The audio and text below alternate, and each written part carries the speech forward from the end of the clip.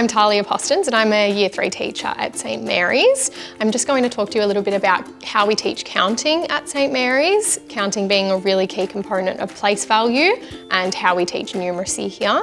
Like with any of our other mathematical concepts, we teach using the cognitive sciences and explicit teaching practices, which is all about modelling things first, allowing the time for your child to practice the skill with you before giving them the opportunity to practice independently.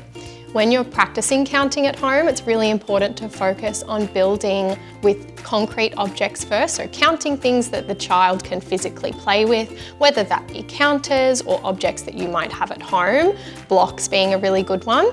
And as you're going through, making sure that you are focusing on one-to-one with the counting. What that means is as you're counting one object, making sure that the child knows that that is one number and that the numbers go in order. And that's the kind of first step to teaching counting.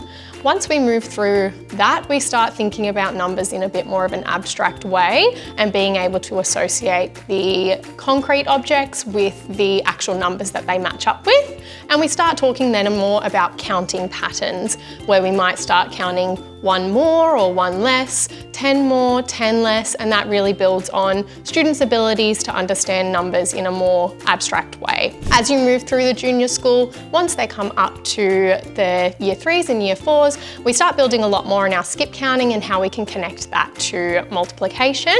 And it becomes a really important skill the whole way through their education.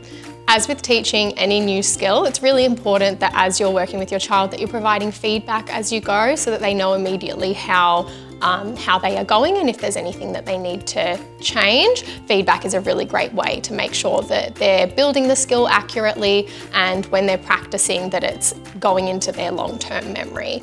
It's very important to keep in mind if you are practicing at home that a child's working memory has limits as well, so we don't want to be going far beyond what they are doing at school and making sure that you're staying within the knowledge that they have available to them as well. I hope that provides a little bit of help with thinking about counting and place value for your child's schooling. As with anything, if you ever have any questions about how you can support your child at home, it's best to go straight to the classroom teacher and they'll be able to provide some additional resources for you.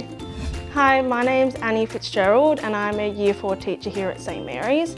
One of our key focuses here at St Mary's is building students' key concepts of mathematical understanding, and that includes reading, writing and ordering numbers. The way that we can build students' confidence through this is through repeated repetition and making sure that we're practicing at home. At home, you can help your child with basic skills such as reading and writing numbers through repeated repetition. At St Mary's we use something called explicit instruction. So this means explicitly modelling with our students what we expect. So something that you could do at home with your child could be modelling how to read or write a number and then asking them to copy you. For example, you could write the number 32, you could ask the child to read this number and then they could have a go on their own. Then instead of writing the number, you could then ask the child to give it a go on their own. So for example, saying, can you write the number 42? This helps them as it scaffolds them through the process as they only need to change one digit at a time. Another skill or tool that we use at St Mary's is place value charts. This helps students to read numbers in chunks and it scaffolds them through the process as well. So for example, if we are asking a child to read the number 422, we would say that there's 4 hundreds, 2 tens and 2 ones. If you wanted to change this number, you could say, let's add 10 more, which would only change the number in our tens column. So this would become 432. You could then ask the student or your child to compare these numbers. So which one would be greater than and which one would be less than. Hopefully then your child would be able to understand that 422 is less than 432, as the number in the tens column would be smaller than or larger than. Another tool that you can use is hands-on manipulatives, which is something simple like MAB blocks. If you don't have access to these at home, you can use things like pasta, coins, or even chalk to represent hundreds, tens and ones.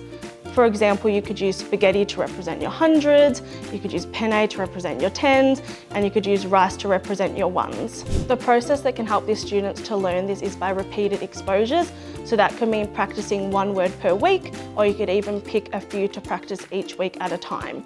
Once the students have gained this understanding and have built confidence with this, it means that they can write multiple words.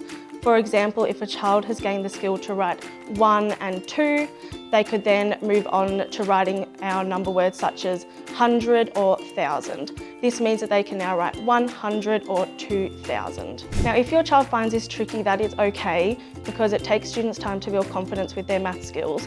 One way that we suggest building this confidence is by using maths in everyday life. That could include using maths when shopping. So for example, if you're at the grocery stores, actually pausing and asking your child, what is this number? Let's find an item in the grocery store that's bigger than this number or less than. You could also give your child a budget, for example, $5. Let's find something in Coles that costs less than $5 so that they're able to read, write and order these numbers in real life. I hope that this video has been helpful for you and that we can work alongside you at home to build your child's mathematical knowledge and hopefully build confidence in this area.